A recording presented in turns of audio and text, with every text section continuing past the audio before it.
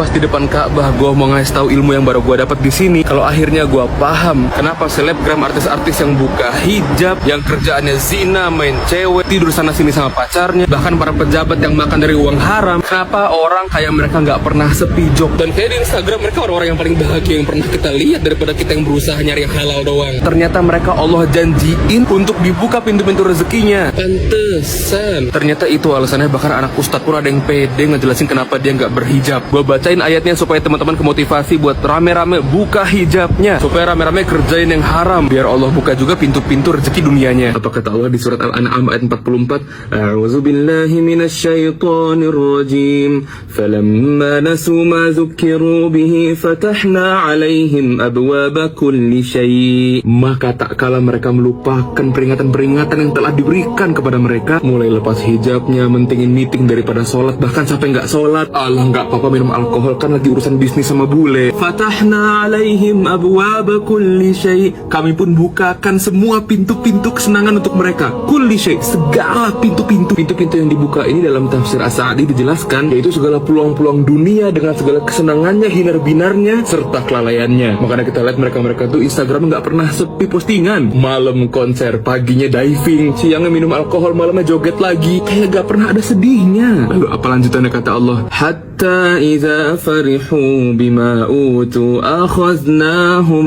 baghtatan fa idza hum mublisun.